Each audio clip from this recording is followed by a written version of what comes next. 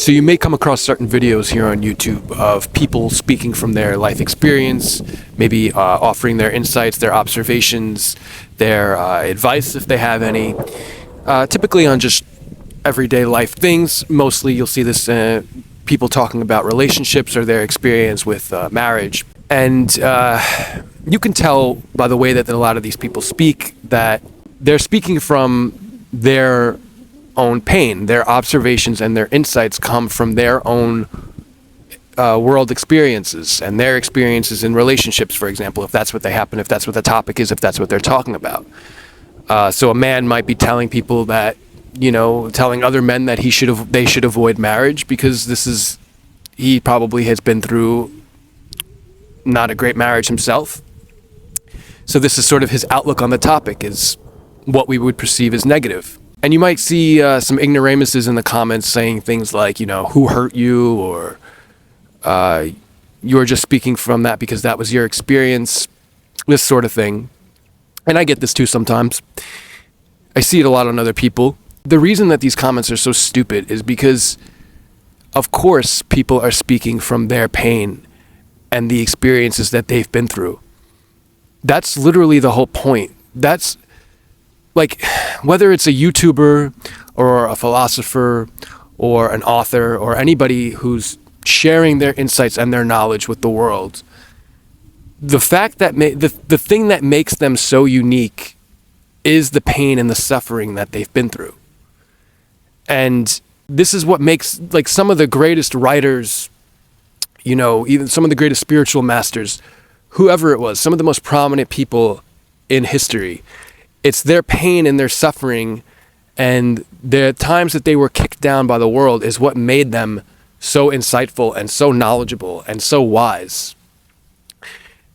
Now, I understand that, sometimes people are clearly just speaking from a very hurt place, but it's our responsibility as adults to recognize this and understand this. And this is why I always say to not take anything I say as absolute truth, because I'm obviously speaking from my own pain and world experiences, and there's no way to avoid that. That's what makes me who I am. That's what makes me unique. For example, if you have two people, you have one person who's dealt with pain their whole life. Maybe they came from an abusive childhood.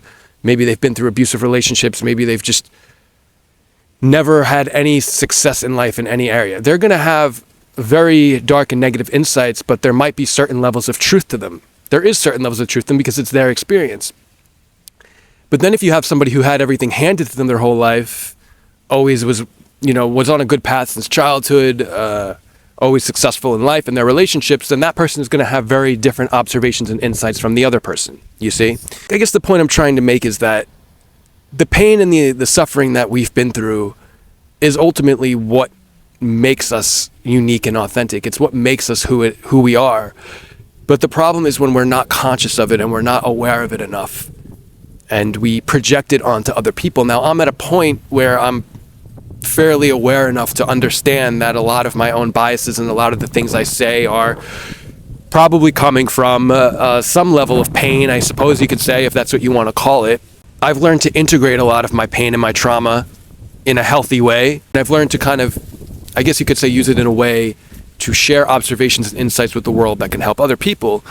Now, it's important that when you're consuming anything, whether it's a YouTuber, whether it's a philosopher, whether it's a book or author or whatever, it's important to not take everything that you hear, especially from me too. I say this all the time. It's important to not take everything you hear from these people as absolute truth. You always have to validate things with your own experience and what you've been through. No one else can really tell you what is true other than what you discover for yourself. But this whole notion of that people shouldn't be sharing their opinions or their insights or their observations just because they've dealt with some level of pain and suffering in life is complete nonsense in my opinion. If you look at what made me want to make this video and why I thought of this is the philosopher Arthur Schopenhauer. He has a very sort of, I guess you could say, dark perspective on love. He says that it's just something that's necessary for human survival, for human reproduction.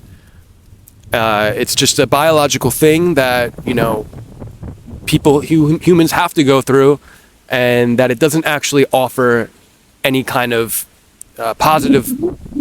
There's no positive aspects to it. It's not really necessary. And although I can see, he was a very dark person, I can see that that's an interesting perspective, and I could respect that. Does that necessarily mean that I think it's true or that I'm going to live my life by it? No. But there's definitely a level of truth to that, right? I actually have repeated that in some of my videos, that it's entirely just something that it's falling in love is something that humans have to go through. But it doesn't necessarily mean that there's no aspects of, love is very complex, and that doesn't mean that it's entirely just a negative thing. I don't think I think there's positives and negatives to everything you do in life, depending on your own situation and the way that you look at things, right? So there's no absolute when it comes to something as complex as human love. But I can look at his viewpoint without taking it too seriously, without taking it too literally, and I could respect that that's pretty interesting, and I never really thought of it that way, that it's purely just something that humans, sort of this illusion that humans have to fall for, I think is the way that he explained it. So what I'm trying to say is, don't always write people off just because they might be speaking from traumatic experiences or pain or suffering, especially if they're people who are actively working to heal that trauma and pain. You can clearly tell when I watch some of these sorts of male influencers, I can just tell that they haven't really fully integrated their dark aspects of their personality yet, and they're literally so unconscious of what they're saying, and it's fairly obvious. It's mostly younger guys, but you can tell when somebody is very articulate and intelligent, and they're offering you something of value, but you might be quick to dismiss it just because it sounds negative or it sounds dark. We can't just be positive all the time. The world does have dark and negative elements and aspects to it, although I believe that the universe is entirely love and light. But depending on how you look at things, although it might not necessarily, it might seem dark and negative on the surface, there might be a level of truth to it. There might be something very realistic there. I consider myself to not necessarily be positive or negative, but I try to look at things from a very realistic lens. And I can appreciate others that do the same. And sometimes this realistic lens will sound pessimistic. It will sound nihilistic. I've always had a general malaise to me, right? I've always been attracted to sort of the darker side of life. And this definitely comes out in the way that I speak and certain insights and observations that I have, but that's just who I am. That's what makes me unique. And that's what makes you unique too, is your pain and your suffering and the way that you view the world. It's just important to become aware of it and to consciously integrate it into yourself, into your personality. And I see now, all of the pain that I've dealt with and everything I've been through was all there for a reason. It all shows you, it shows you a new way of looking at the world, as opposed to just blindly going through life. And, this is why somebody who lives a very sheltered lifestyle is not going to have very unique insights or observations. Usually, not always, I don't think. It's usually the people who've been through the most pain and the most suffering. They're going to have a lot to teach you. They're going to have a lot to offer you.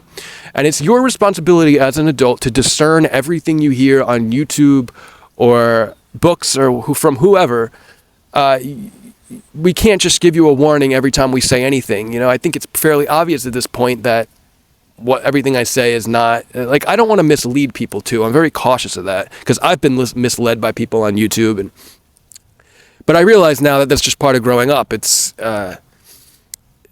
my responsibility. It's our responsibility to understand that YouTube is a platform where people are just speaking bullshit for the most part.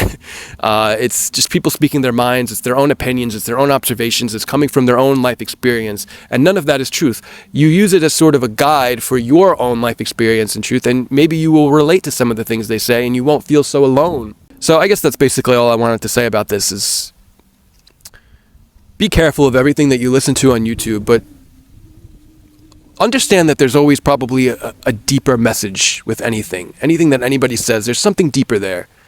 And I think that's part of developing yourself, is taking these deeper messages and really learning how to really understand what people are actually trying to say. There's always something more that's just on the surface. And you can learn a lot from these sorts of people. A good example is like, stories in the Bible. Like, you might write it all off as nonsense, but you can see that there's actually something deeper. There's sort of metaphors, there's symbolic, and there might be something interesting there, and you have to kind of give it a chance. It's the same thing for anything you hear, I think. So that's all I wanted to talk about today. So thank you as always, and I hope you enjoyed it.